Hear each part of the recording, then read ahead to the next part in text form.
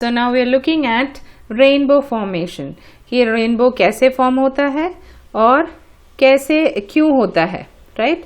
So rainbow is one of the most beautiful phenomenon in nature, okay, and usually we see rainbows in the rainy season, but also we can see it even on a sunny day if we look through a fountain or a waterfall. ठीक है, दोनों जगह आपको rainbows दिख सकते हैं, right? लेकिन rainbow formation के लिए इम्पॉर्टेंट क्या क्या चीज़ें हैं? व्हाइट लाइट इम्पॉर्टेंट है और वाटर ड्रॉपलेट्स, ठीक है। यूजुअली क्लाउडी डे पर आपको नहीं दिखेगा, धूप रेनबो रेन के बाद मतलब बारिश के बाद धूप निकलती है तब आपको रेनबो ज़्यादा नज़र आता है, राइट? तो हमने बोला कि ये व्हाइट लाइट भी चाहिए और वाटर ड्रॉपलेट्स भी चाहिए एटमॉस्फेयर में ये रेनबो फॉर्म होने के लिए, ओके। अब इसमें कौन कौन से फिनोमिनन होते हैं? One is refraction and there is something called total internal reflection which we will be looking at in detail today. Okay, so refraction already आपको पता है, it is the bending of light, right? Now we will look at this. Now suppose this is the rainbow, okay, and when a person is on the ground on the earth looking at this, we can see these 7 colors of light, okay, red, orange, yellow, green, blue, indigo and violet. Okay, these are the 7 primary colors of which white light is made. So white light, the rainbow, as we said, it is formed due to the presence of water droplets in the atmosphere, and because of that we have learned that white light is composed of 7 basic primary colors.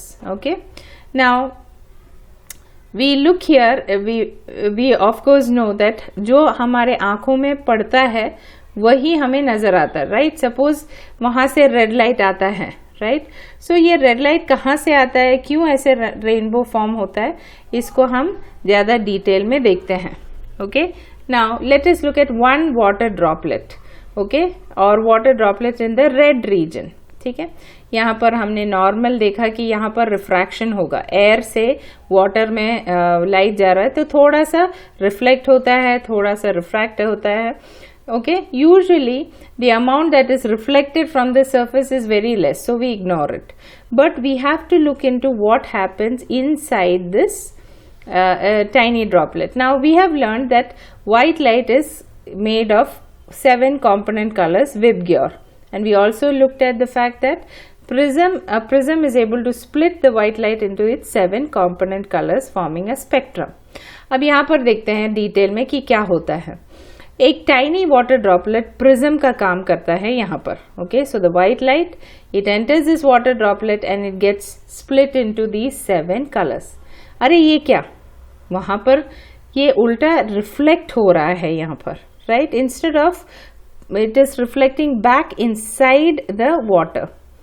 हाँ, आपने सोचा होगा तो ये तो refract ही होना चाहिए, pass through होना चाहिए, लेकिन नहीं, यहाँ पर जो हो रहा है इसको हम कहते हैं टोटल इंटरनल रिफ्लेक्शन। आइए इसको थोड़ा हम समझते हैं। Now you know refraction, when a light ray passes from an optically denser to a rare medium it bends away from the normal, right? अब इस एंगल ऑफ इंसिडेंस को अगर आप इंक्रीज करते जाओगे तो एक एंगल ऐसा आएगा जिसको हम क्रिटिकल एंगल बोलते हैं, और वो क्या है?